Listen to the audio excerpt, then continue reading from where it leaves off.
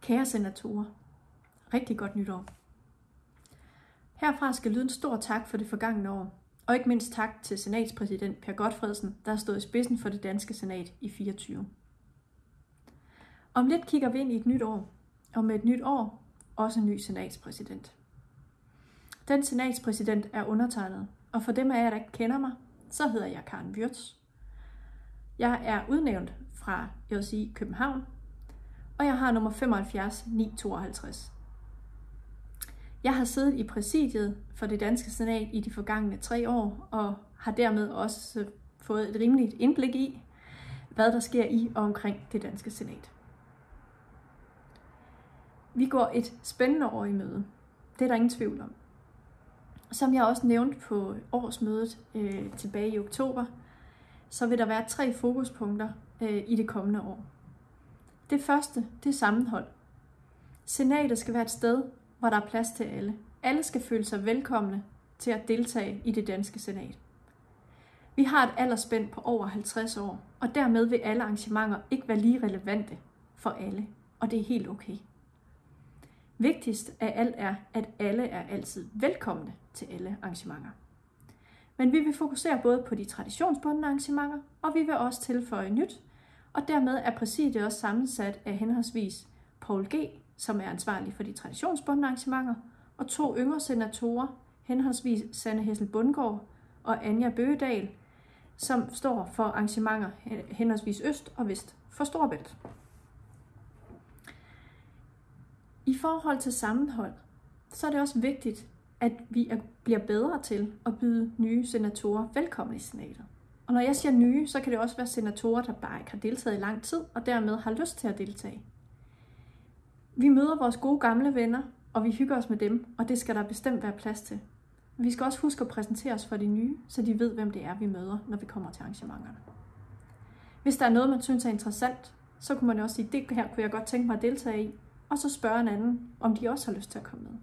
Nogle gange er det bare nemmere at deltage, når man ved, at der er andre, der også deltager, og som rækker ud og spørger, om man ikke vil med. Så hermed en stor opfordring. Et andet punkt, som der vil være fokus på i det kommende år, det er kommunikation. Kommunikation er rigtig mange ting. Det er både de platformer og alt det, vi har liggende bag vores kommunikation, men det er også, hvordan vi kommunikerer. Vi vil kigge ind i vores kommunikation. Vi vil optimere det, vi kan. Vi vil sørge for, at tingene foregår så hensigtsmæssigt som muligt, og dermed også sagt, at vi er godt klar over, at vi har en meget, meget stor målgruppe at kommunikere til. Som nævnt før, et aldersspænd på over 50 år, vi kommunikerer forskelligt. Senatsnyt bliver ved med at være senatsnyt. Senatsnyt kommer til at præsentere både arrangementer, der har været, arrangementer, der kommer, og der vil også være en kalender, både en national eller en dansk kalender, og en international, så man kan se, hvad der foregår i den kommende tid. Næste nummer Senatsnyt vil også præsentere præsidiet, det vil sige det hold, jeg har omkring mig. Jeg har et rigtig godt hold. Og der vil være en masse information om den forestående Europakonference, som man også lige kan bruge til at samle op omkring, hvad er det egentlig, der sker, hvem er ansvarlig for hvad, og hvordan og hvorledes.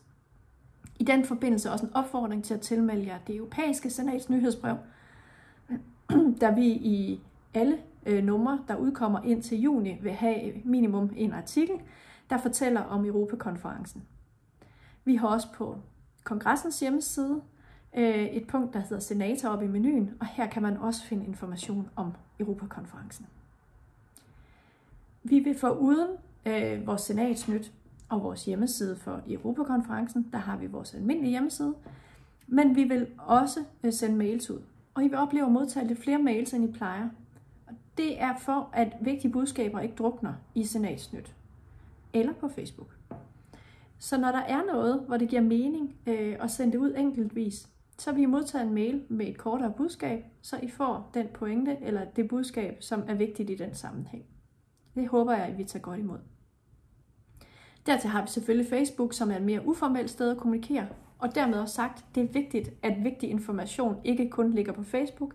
Når der er noget, alle skal vide, så vil det også blive sendt ud til jer. Er der noget, I mangler, så er I altid velkommen til at sige til. Jeg går ind for, at vi kommunikerer åbent og ærligt med hinanden. På den måde, så får vi den bedste kommunikation, og derfor er I også altid velkommen til at række ud til mig. Det sidste, der sker i det kommende år, ikke det sidste, men det sidste, som jeg fokuserede på af de 3 punkter, det er selvfølgelig Europakonferencen.